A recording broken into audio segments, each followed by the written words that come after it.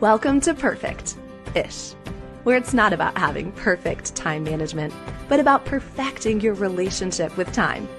I'm your host, Callie Brigham, and every week we'll talk all things time and how to maximize it without burnout or guilt.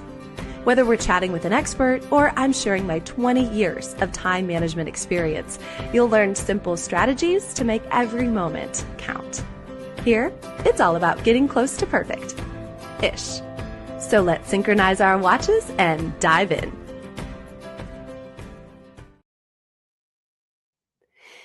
You know how someone walks into your life and before you even realize it, they've changed the way you lead, the way you love, the way you live? Well, for me, that's Nancy Boucher. And for over 4 decades, Mama Nancy has inspired thousands of businesswomen with her humor, her heart, her hard-earned wisdom. She is a 6-time million-dollar sales director, a mentor of mentors, and one of the most beloved women in Mary Kay Cosmetics. She is the kind of woman who reminds us that success is sweet, but it's even sweeter when it's shared. And by sweet, I'm really referring to the $1,000,000 cookies her husband, Dan, makes. She is proof that you can do big things without ever losing your sense of humor, your sense of style, or your sense of self. So today, we get to sit down with my friend, my mentor, and even my kids' Aunt Nancy for her very first podcast ever. So get ready for some stories, some laughter, and just a whole lot of gold. Nancy Boucher, welcome to the show. Oh my goodness, whoever would have thought at 78 years old, I got to be on a podcast. This is a big deal. Thank you all for listening. This is a big deal. And I hear that your grandkids were quite impressed. Yes, they are. They are waiting with bated breath, as I'm sure you can tell. That teenagers always are waiting for their grandmother on a podcast. But that's what I want to think, and that's what I'm going to think. So yes. That's right. Well, I'm so glad we can give them this treasured gift, and we can give our listeners the treasured gift. You are a treasured gift, Nancy. So we want to learn from you today. I feel like I've already learned so much, but we're going to pass some things on. So I do have a first question though for you. How does it feel to be an icon? Oh my God. I was not prepared for an icon. I know that's kind of mean of me, but it's true. We got to go there. I do not think of myself as an icon in any way. I really don't. Thank you for that lovely compliment. My joy in life comes from working with women, not only in Mary Kay, but in different parts of my life. And not when I say working, it's more of being a friend, being a mentor, being a sister, being a grandmother, being a great grandmother. All of that brings me such joy. But in the Mary Kay world, it is lovely to see so many generations who are interested in what I might have to say. And that brings me a great deal of joy and makes me feel like, okay, I've done something pretty darn good.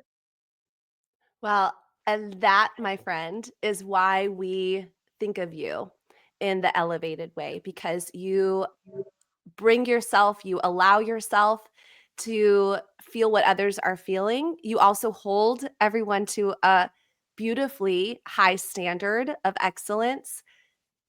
And in that, you are the woman that we look to. You really are the woman that we look to. So I know that wasn't fair to throw that at you, but that's why I did it, because I know you don't see yourself that way necessarily, but that is how so many of us see you and honor you and respect you and admire.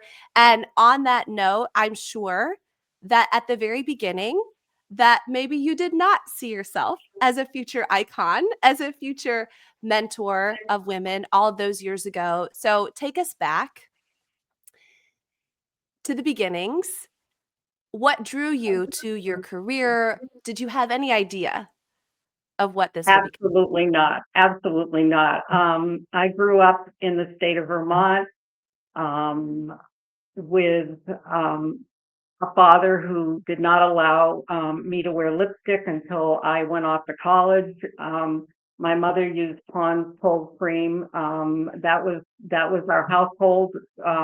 Cosmetics was never in my future. I was going to be an secretary. That's what I went to school for. And I did that, and I got married, and I had two wonderful children. And I was an Avon lady for 5 years, and that was not particularly fulfilling. It was kind of boring, to be honest with you. And a dear friend of mine said, who had joined Mary Kay, said, "I think you would be perfect for Mary Kay." And back then, the word flexible was not in Nancy's um, uh, vocabulary at all. And so I said, "Absolutely not. I will not do that." And it's like, I will not eat green eggs and ham. It was sort of like that.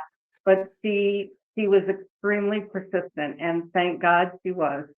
And so at 32 years old, I decided to take a risk on myself. And the rest of it has just been an absolute, it's one of the very best decisions that I made for myself and for my family, definitely. But no, back then I would never. And when I called my parents to tell them I'd become a Mary Kay skincare consultant, my father, well, I can't even tell you what he said, because we don't want to shock anybody. But it wasn't very positive. Let me put it that way.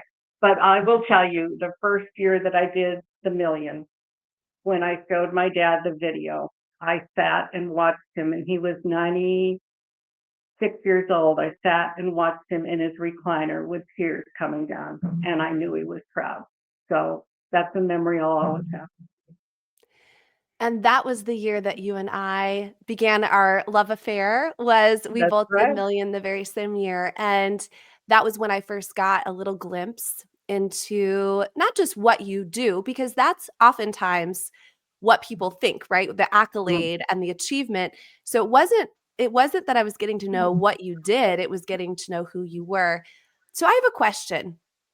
Because of all of these years of now being the one that sees something in another woman and knows what she's capable of, what do you think your friend saw in you in your early 30s? What was it about you that said, she's going to be good at this? What do you think it was?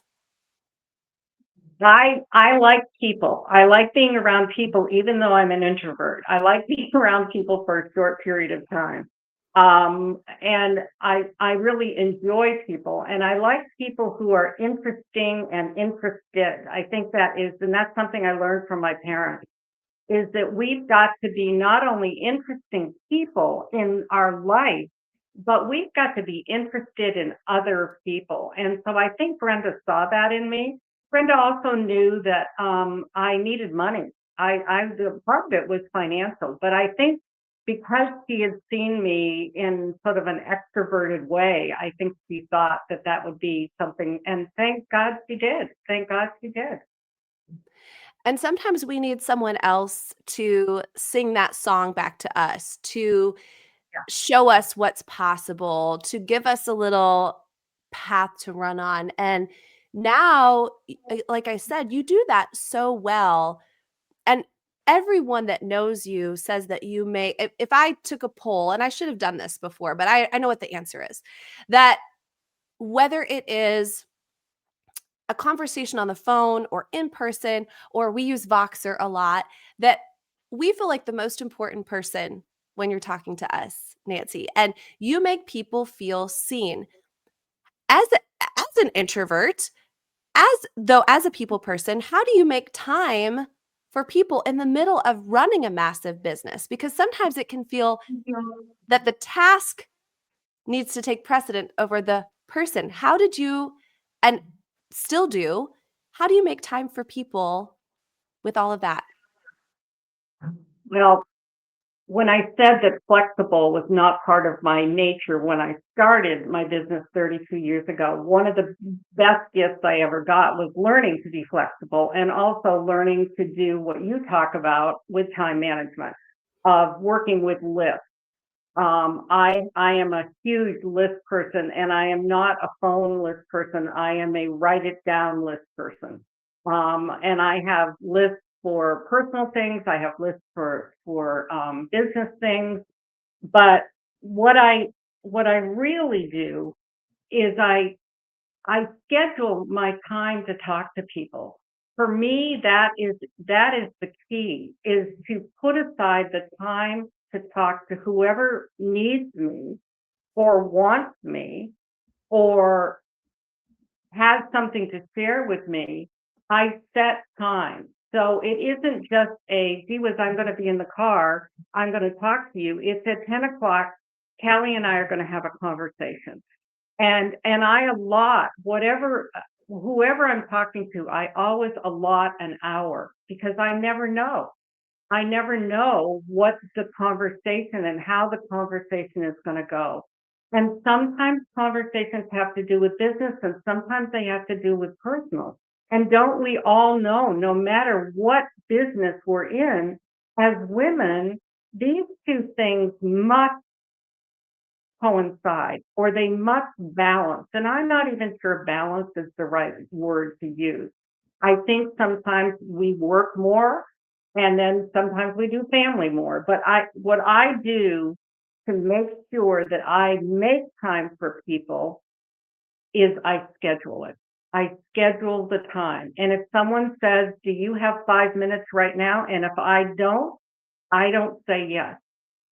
One year, Callie did this thing called what's your word of the year?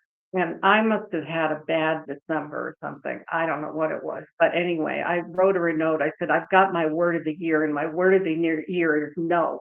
And I said it sort of like that. I mean, it was not a positive no. But I must have not scheduled out things the way that I wanted because I was feeling like I was out of control. And I am a control person. There's no doubt about it. I'm a control person. And so I thought, that is not very positive. But what I learned from doing that was that I said no to the things that weren't important to me. So I was able to say yes to the things that really were important to me. And I know you've heard that before, and that's something that's good time management.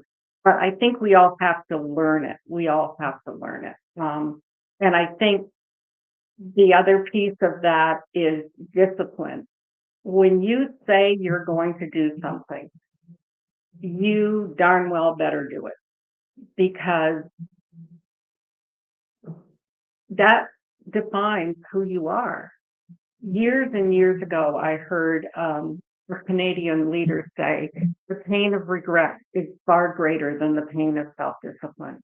The pain of regret is far greater than the pain of self discipline. Do I always feel like picking up the phone and calling somebody? Probably 99.9% of the time I do, but maybe there's that half percent, and that's where the pain of regret is far greater than the pain of self-discipline. The other thing is when you make time for people, your heart expands in so many different ways that you don't even know. You think that you're helping her, but like anything, she may be feeding you something that you needed to hear. Make time for each other. It is a win-win situation. As I was listening to you, and I feel so fortunate, let me just say, for maybe a first time Nancy listener, I know you're already just, your heart is pounding and your mind is worrying and you're already receiving this. But you all, you have been this gift to me for 10 years and I'm still taking notes, Nancy. I love your stories. I'm still receiving. And I will say that what I wrote down just now as I was listening to you is intention and integrity. That where you are today, again, not just professionally, but where you are today, why there's a respect there, why women want to follow you, it's because you have been intentional in your time and because you've chosen integrity with it. Would you say those two words are a somewhat fair summary? Um, yes, those are very complimentary words. Thank you. Thank you. And I really do, I am extremely intentional in what I do in my life, but I also am a woman of my word. If I tell you I'm going to do something, I am going to do it. And very honestly, I expect that back from other people. I expect to receive that back. Now, does that always happen? No, it doesn't. But that's life, and that's my expectation. But I do definitely work with intention. I really do. Yeah. And I think too, one of the valuable parts of what we're talking about is oftentimes relationships, I think people assume that relationships should just happen organically and connection with people should just happen organically. And that in some respects is true, but what you're reminding us is we have to make that on purpose. They don't just happen. Good relationships don't just happen. They happen because we choose to make them happen. And I think it was Brandy Gleason who was on here, one of our very first episodes. She did such a delightful job of saying exactly what you just have, that no to one thing is yes to another. And when we value the yeses enough, the no's do make sense, even if sometimes they can feel a little harsh or we they can get a bad rap. So that's also the thing that I am gathering from what you're saying is these relationships, they don't happen by accident, they happen on purpose. Absolutely. Absolutely. That is so true. That is so true. And I referred in the intro to one of those, and I referred to you as aunt, or I guess in New England you might be aunt, but wherever part of the country. But Aunt Nancy to my kids, and it was right in the middle of the pandemic. And I have two kids that live in Florida. I don't think they had not really seen snow at that point. They had when they were babies. I didn't remember. And you and I were talking, and we decided that they were going to go on a little field trip and they were going to FaceTime with you and learn what life was like in the winter in the Northeast. And you took time for my kids. Do you remember that? I do. I loved it. It was great. It was great fun. You were panning the camera around, showing the snow and investing time in my kids. And anytime you invest time in someone's children or their loved ones, you're just bonded forever. True. That is so true. That was great too. That was great fun. That was the extent of my teaching career. Definitely not handing anything else. I love it. So in these conversations, let's just pretend that we're having one of these conversations with you, and you have mentored hundreds, if not thousands, well, really probably thousands of women. And I know that they're coming to you to be heard, but they're also coming to you for advice. Do you find that there is some advice that feels either consistent or repetitive, or what is it that women are? What is it that they're wanting? What are they wanting to hear and learn from you? Oh my goodness. Um, sometimes it is, um, sometimes obviously it is the 46 years of Mary Kay legacy. And because I knew Mary Kay, I was trained by Mary Kay. I had the honor of uh, speaking with her and being at a banquet with her and on stage with her. So sometimes it's that. But as I said earlier, conversations often go like this. They're never linear, nor should, in my opinion, should they be. They should be up and down. They should be all over the place. So it's sometimes it's how have you run a business as you have aged? And that one is very common. And sometimes it is, how did you run the business when your kids were teenagers? How did I went, I was married for 19 years and I went through a divorce when my son was 13 and my daughter was 16.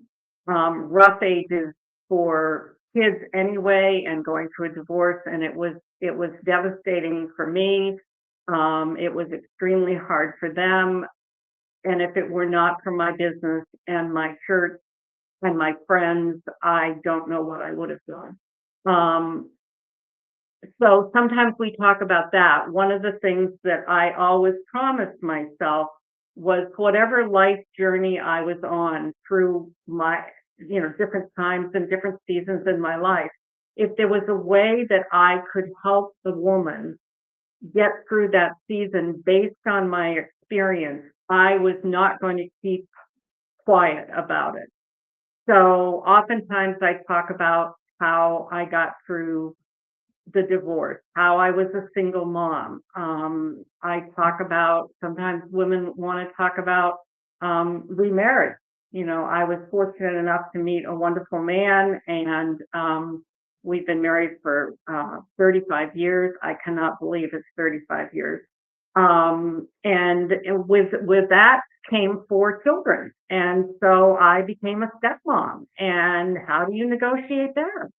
And Dan and I are just blessed beyond, beyond, beyond. We have 6 incredible adult children.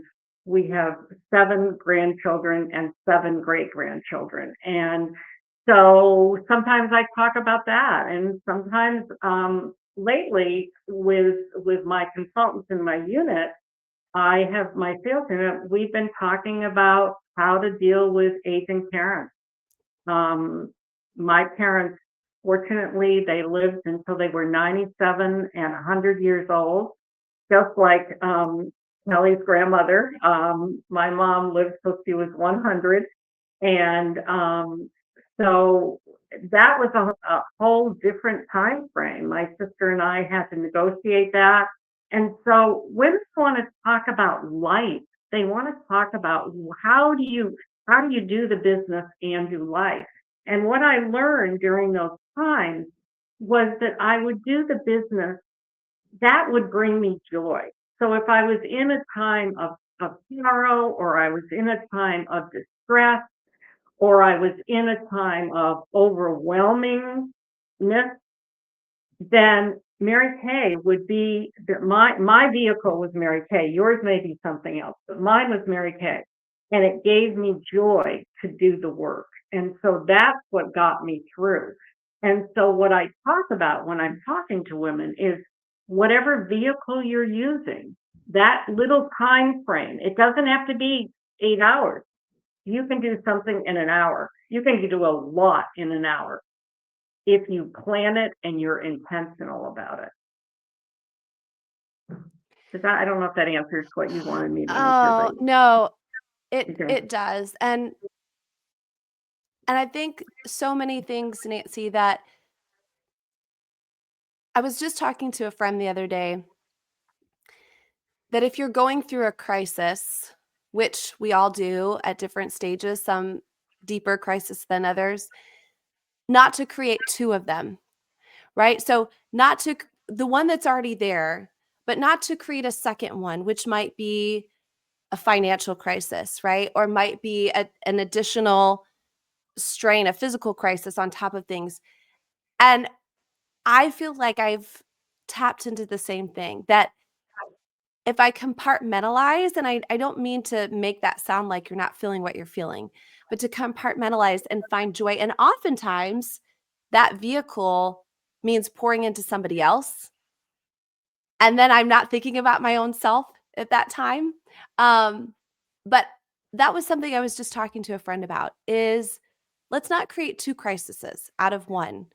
Let's have the crisis be what it is, and we have to deal with it. We have to handle it. We have to work through it. But let's also find beauty or joy or distraction potentially in work that we love and in people that we love. And that was just a similar conversation I was having with someone. A few weeks ago, I had one of those weeks where everything that could go wrong went wrong. I mean, from Monday through Friday. And I'm sure all of you have been through that more than once in your life. And at some point, I was texting my sister and I was not being very positive, and she wrote back and she said, breathe and make a gratitude list. And that changed my thought process in a minute. And I'm so grateful to her for saying that to me. And she's not afraid to say that to me when I get in that mindset that we get so focused on the crisis that really isn't a crisis. You know, it's not, it's a crisis in our mind, but when we really think of the word crisis, heaven forbid any of us go through, and many of us have, and that is so sad. But let's remember to breathe and make a gratitude list, because that is something in the last month that I have been reminded of. And it doesn't take but 2 minutes to write something down really fast. And then it changes your whole way of looking at things. And wouldn't you think that if we've done that once in our life, we wouldn't need to be reminded of it? Yet here we are. Here we are, needing to be reminded. So that's the truth. That is so true. That is so true. That is Especially so as true. women who teach that to other women, and Right, then here right, we are, "Oh, that's right, right, that's right." right. Yeah, I will never forget in the middle of Hurricane Sally, which had to happen in 2020 as well. Like, are you kidding me? Here in the Gulf Coast of Florida, you've been through a hurricane now, you know what they're like. Um, we have 2020, which is bad enough. Then in September, we had Hurricane Sally, which was a 12-hour hurricane that just came to Florida to visit and didn't want to leave. And I'm here, it's in the middle of the night. I think hurricanes that come in the middle of the night, they have to be worse than hurricanes that come during the day. But it's in the middle of the night. The winds will not let up. My family's here. It's scary. It was a scary one. And Nancy, I looked at Josh and I said, I have to start a grateful list right now. Because it's one thing to start it not in a storm. It's another thing to start it after the storm, but it's an entirely different thing to start it in the storm. And the first couple were hard. I still have it in the notes section of my phone. The first couple were hard to think about because, our lives potentially are in danger, our home's in danger. But Nancy, once I started, I couldn't stop. I couldn't yeah, stop yeah. with all the gratefulness in the store. It is possible. It is possible to breathe and be grateful even if you're in the middle of it. Absolutely, absolutely. And I think sometimes the things that you write down when you're in the middle of it, if you go back and look at them, you think, oh, for heaven's sake, what was I, and truly, it was just one of those weeks, it was just one of those weeks, and we all have those. We have to do, it's up to us to determine how we navigate it. And sometimes we navigate it really well, and other times we blow it. And okay, so we blow it. So we do better the next time. We don't, I think one of the things that I've learned in the process of getting more interesting, and I'm getting more interesting every year as the numbers get higher, is the fact that you don't, perfect is, I love that. I don't have to be perfect anymore. I've never had to be perfect at how we think we should be. And as you get more interesting, those kind of things fall away. And you think about what can you do? What can your story, we all have a story. And when we're willing to share our story openly, with the hope that it will inspire, it will amuse, it will motivate. Sometimes we don't know who needs a friend, and so we may be that person. And that is a gift that we give, but we get it back tenfold, tenfold. We do. What did you say earlier? When you make time for people, your own heart expands. And I Right. love that. Yeah. So, one of the things that I've also watched you navigate in the highs and the lows, and again, for me, it's only been a decade, but I've watched it, is I'll never forget. So, Nancy and I met because our teams both did Million that year, and we were on an amazing trip. London and Paris, and we had a special slumber party. And I think we started side eyeing a little each other a little bit, like, for the funny things and for all of that. But we really started to bond. But it wasn't until I don't think the following spring when we got to bring our teams to Dallas and we got to have our $1 million weekend with everyone, that I started to figure out just how dang funny you are. I mean, you are sometimes on purpose, sometimes not, mostly on purpose, mostly on purpose. I thought you are funny, Nancy. And I'm sure that your humor and your wit has also helped you through some of the things over the years. So, is funny what is funny for you? How do you use your humor? How is that part of it? I need to bring that up because those that may not know you well or see you from afar, they just see you so you're just classy and you have it all together. But you are just a great storyteller and you're quite funny. Um, it's funny that you say I'm classy and I'm so put together. When I was first in Mary Kay, oh my goodness, I would buy my clothes at a place called Anderson Little, and most of you that are listening to this will go ask your grandmother what Anderson Little was. But it was a really bad. My fancy dress that I bought cost me $19.99 at Anderson Little. So when someone says I'm well dressed or I'm classy, I always go, who are they talking about? Because I still feel like I need the fashion police with me. But I do love the fact that as I get more interesting, again, I don't care. I can wear fun earrings like this. I don't care. And my latest fun thing is this. So I have these wonderful glasses, and if you don't like those, we can go to these. We can change. Now, I like these better, so I'm going back to these, but that's my newest thing. And my sister is the one who put me onto these. And I have a sock to go with every outfit. So I really do feel like I've arrived. Now I forgot the question. Oh, why am I funny? Um, why am I funny? Um, I don't know that I try to be funny. I do like to tell stories. I truly believe stories are a gift.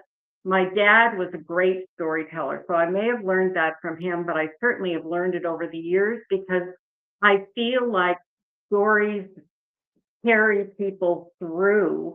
Um, I admire great preachers. I was fortunate enough when I lived in the state of Maine to have a woman minister in our congregation, and she told gave the best sermons. I learned so much, not only about the Bible, but about Christianity. But I love that she was a woman. I love the way she told stories, and oftentimes I will use some of her ways of storytelling. The humor, I honestly, if you have heard me speak at any conference, the humor that I use there, 9 out of 10 times, is in memory of my dearest friend who was also a part of my Mary Kay journey for many years. And her name was Karen. And Karen could tell the best stories, had the most wonderful sense of humor, and was so open with her humor that you just wanted to be around her. And she died 4 years ago of early onset Alzheimer's. And it was one of the most tragic things that have ever happened in my life. So I always, when I speak, I want to honor her by telling some type of funny story because that's what Karen would have done. I think the other thing that I do very well, and I think there's two ways to do it. I am not afraid of making fun of myself. I am not afraid of doing it, but I don't do it in a deprecating way. Do not put yourself down for what you cannot do or what you are not able to do. You can do it in a way that will be fun and funny without hurting your own self-esteem. I think that's really, really important.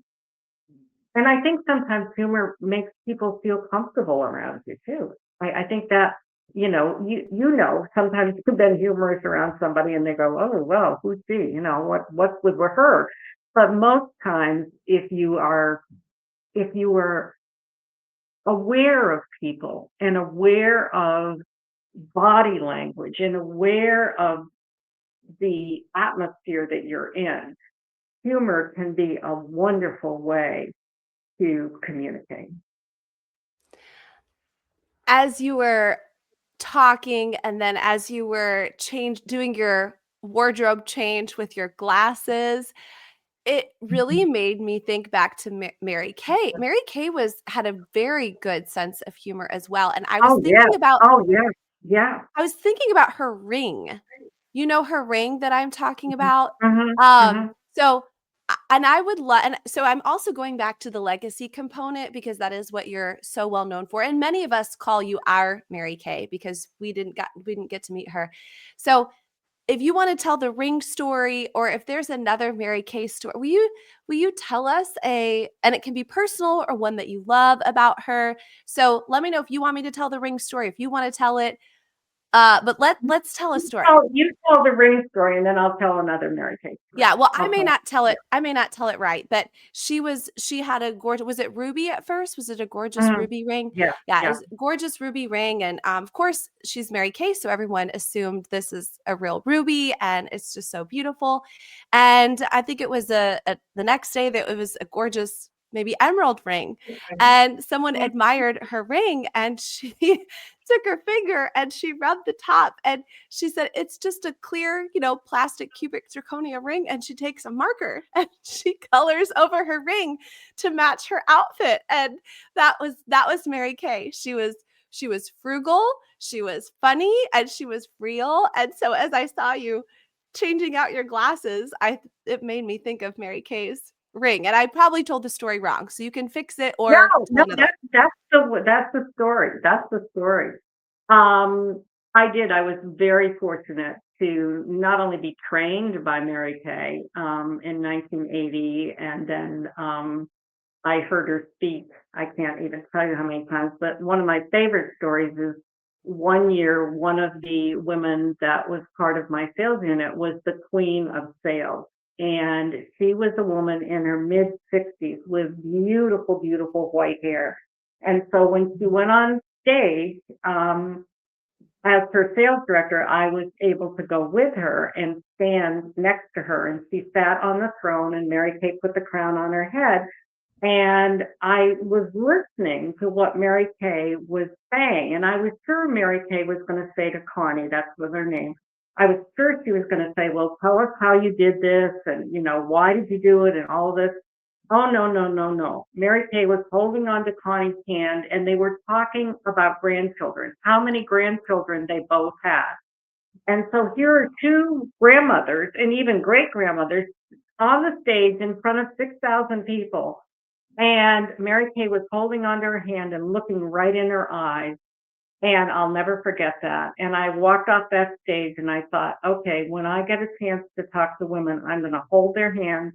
I'm going to look right. And if you ever see pictures of me, you will see me holding people's hands and looking right at their eye, because that is how you make connection. And that's what Mary Kay taught us for whatever business we're in and whatever life experience we have, is make someone feel important.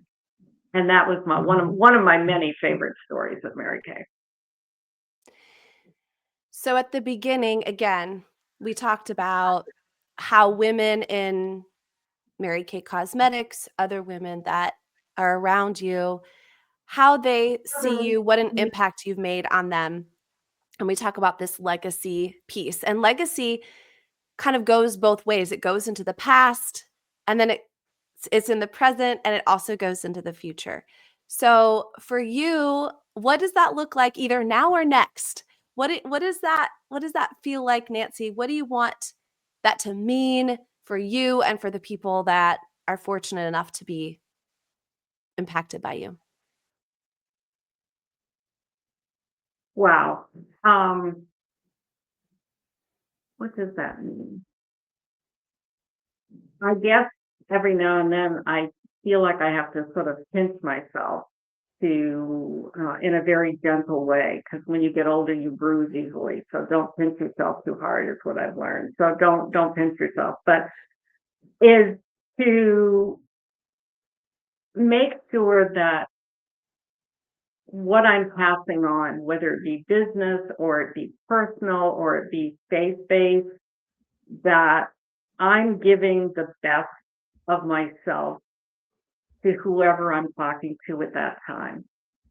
There's so many life lessons that I've learned through my business, through my church, through my community, through my family, um, that I continually feel like I'm feeding off those to pass on um, life lessons. And I've learned so many life lessons. I'm a totally different person than I was, when I was 32 years old. Obviously, and that's part of evolution. That's part of how we get more interesting, as Mary Kay would say. Um, but I feel like my legacy is all of those things.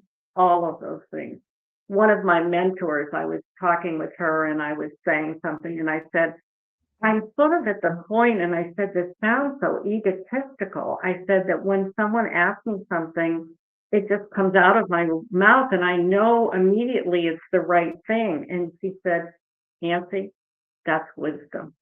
And that was the biggest compliment anyone could have given me, that people feel that I have wisdom that I can pass on. And it isn't even so much what people think, it's what I know that I can pass on. And it's so many people that have been part of my journey.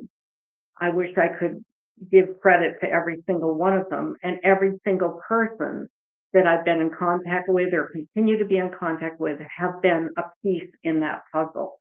And that's what's made it so fun. As far as what's next, I don't have any idea. Dan and I moved from New England to Florida 5 years ago. I can't believe it's been 5 years.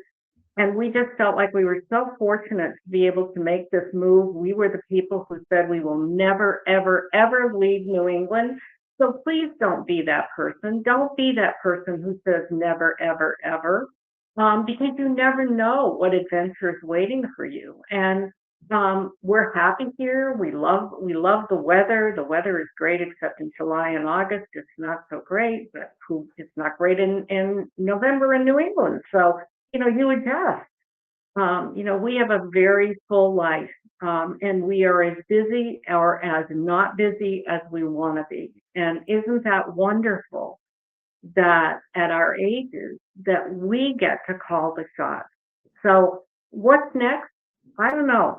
As long as I've got breath and I can get up and change out my glasses and maybe put on a cute pair of earrings and a new pink lipstick, I'm ready to go. I'm ready to go. And so have an attitude of gratitude that you are wanting to get up and go and do whatever go is for you. Because it's different for every go. For me is walking from here to the lanai to sit with a glass of iced tea and read a book. That's go for me today. Okay. It might be different tomorrow, Well, but you've got to you've earned go. it today. You've earned it Yes, I today, have. Nancy, I've and earned it today. what could be next is professional podcast guest. You never know. This could I be the know, kickoff. I know, I know. I may be a new star. Who knows? I think so. I could start my own old lady does podcast. That's what I'll call it. That's what I'll call it. I feel like over the years I've taught you a couple of things. I've tried. How to take a selfie is one. Some Amazon shopping might be number 2. Is that from Amazon? Amazon, no. The earrings are Amazon. This is Okay, good. Shein. This is Shein, which was Oh, really same thing. I mean, even really. even I better. So know. Yeah, my blazer's yeah, Shein. So yeah. so I've taught you those couple A little things. fashion advice for those of you that know me years ago. I want you to know that I'm giving fashion advice now. So I'm using my platform here. Using my platform. That's right. That's why I mentioned your style in the intro. Yeah. And we've been a committee of 2 as well. And people have asked to ask the committee, and the committee is you and me. And that's fine. That's just how we like it. So I've contributed a little bit, Nancy, but you have contributed just epically back to me. And I just thank you for that and for what you have gifted me personally. And of course, anyone fortunate enough to have spent time with you. And so I do have a very small pretend gift to give you. And you may or may not need it because you are in a time where you can just get up and go, get your iced tea and do what you want. However, for the sake of the show, the gift is a bonus hour. It is an extra 60 minutes. You can do with it whatever you choose. Would you let us know what would that bonus hour look like for you?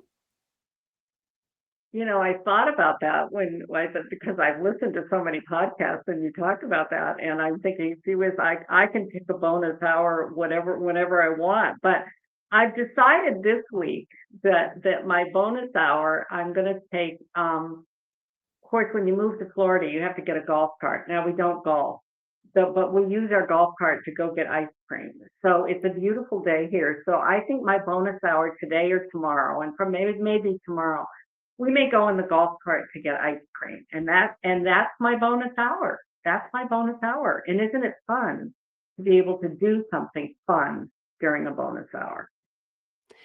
Well, the only thing I ask then, since I can't be on that golf cart getting ice cream with you, I wish I could. I'm in Florida, but we're pretty far away, is that you take a selfie. Oh yes. Oh yes. Hey, we will. Oh dear. Oh, that's pressure now. Pressure, pressure, pressure. Okay, we will do that. We will do that. We will take when we go, we will take a picture, I promise. I You've promise. come a long way, you and Dan, with those selfies. Yes, I'm we so have. proud Yes, of we have. you. Yes, thank you. But Thank I'll you. share that selfie. Although I don't want you to feel pressure. Your bonus hour, you should not feel like you have to do something for me. But I would love a selfie if you'd indulge me. Thank you. Thank you. Thank you. Well, I think we've made your family proud. Well, I say we. I shouldn't take any of the credit. I think you've made your family proud here today. I can't wait for them to be enjoying this episode, and we can always be learning, always be growing, always living out our legacy. Nancy, is there anything else that you just want to close by saying, something that we haven't said yet, or just something on your heart, or a message to your family, because we know they're listening? Oh my goodness. Oh my goodness. Um, I think the thing that I want to say that we're using this year in our sales unit as a motto, but I'm finding that it's helping in my whole life is find the joy in the journey. Find the joy in the journey because life is a journey and we're all on different paths and we're all going different ways and we're all on different roads at different speeds. And so wherever you are, whether you're just starting out as a young person or whether you're, in a season of raising kids or you're now an empty nester, find joy in the journey that you're on because the journey is fabulous. The journey is fun. It's exciting. Find joy in the journey. Well, thank you for bringing so much joy to my journey, Mama Nancy. Thank you for sharing your joy. Thank you for reminding us. And through your sister, sometimes we just need to breathe and we need to make our grateful list. I think that will help us bring that joy back in. And you have given us wonderful things to consider, to think about, to act on, to go do. And at the end of the day, it is a beautiful journey. And thank you for choosing to spend some time with us on yours. Thank you. And look, you did it. You can really breathe now. You did your I very can first breathe. I podcast can. episode. I did it. I did it. Congratulations, my friend. And Thank you. thank you. And thank you.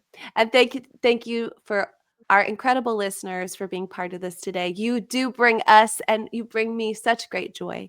And we thank you for listening. And until next time, God bless.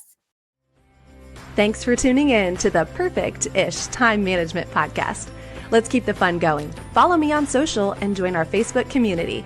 And if you're ready for some one-on-one time management coaching to reach the top of your game without burnout or guilt, I'd love to chat. Book a free interest call using the link in the show notes or send me a DM. And if you enjoyed today's episode, please leave a 5-star review and share it with a friend who's ready to master their time too. Remember, we're in this together, making real progress towards becoming perfect-ish.